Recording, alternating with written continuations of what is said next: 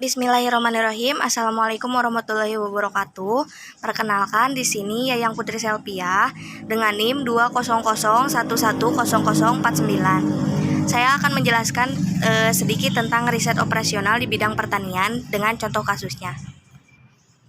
Riset operasi atau disebut riset operasional di Eropa adalah cabang interdisiplin dari matematika terapan dan sains formal yang menggunakan model-model seperti model matematika, statistika, dan algoritme untuk mendapatkan nilai optimal atau nyaris optimal pada sebuah masalah yang kompleks.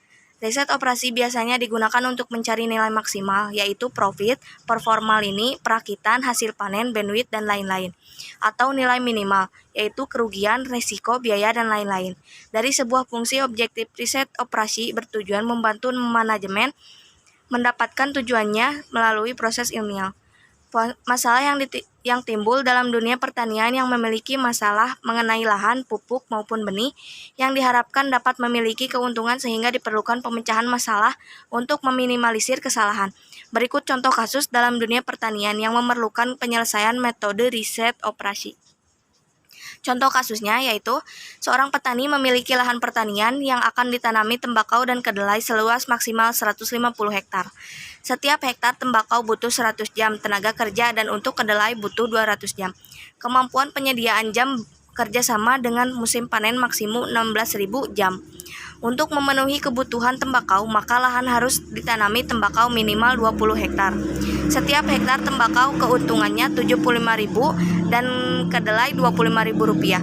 Tentukan keputusan optimal yang sebaiknya dipilih petani. Nah, misalkan jumlah tanah yang ditanami tembakau adalah X1 hektar dan jumlah tanah yang ditanami kedelai adalah X2 hektar. Maksimumkan Z sama dengan 75X1 ditambah 25X2 dalam ribuan. Dengan kendala X1 tambah X2 lebih kecil atau sama dengan 150 lahan. X1 tambah X2 lebih kecil atau sama dengan 160 jam. X1 lebih besar atau sama dengan 20 lahan minimum. Syarat non-negatif X1, X2 lebih besar atau sama dengan 0. Penyelesaian model matematika, X1 tambah X2 sama dengan 150. Jika X1 sama dengan 0, maka X2 sama dengan 150, atau dipecahkan menjadi 0,150. Jika X1 sama dengan 10, maka X2 140.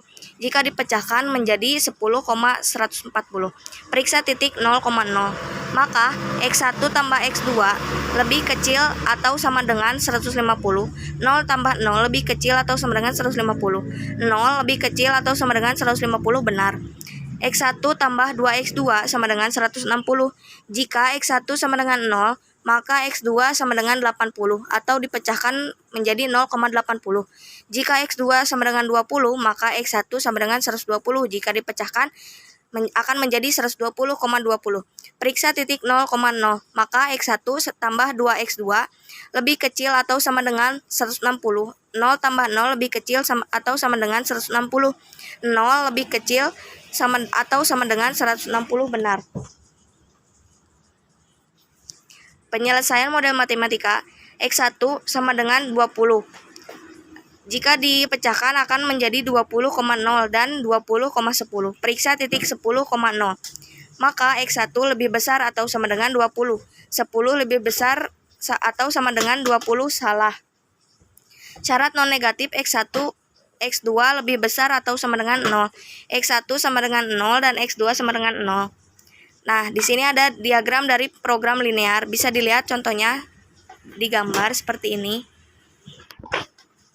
Nah, untuk mencari titik potong, yang pertama ada cari titik potong dari garis. Yang kedua, X1 tambah 2X2 sama dengan 160. Dengan X1 tambah X2 sama dengan 150. Menggunakan metode eliminasi diperoleh titik 140,10. Yang ketiga, cari titik potong dari garis. Yang keempat ada X1 tambah 2X2 sama dengan 160 dengan X1 sama dengan 20. Dengan mensubstitusi X1 sama dengan 20 kepersamaan. X1 tambah 2X2 sama dengan 160 diperoleh titik 20,70.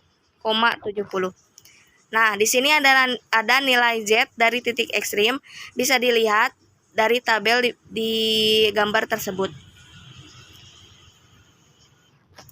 Nah, untuk kesimpulannya, untuk mendapatkan keuntungan maksimum, maka lahan dapat ditanam satu jenis tanaman saja, yaitu tembakau dengan keuntungan sebesar 11.250.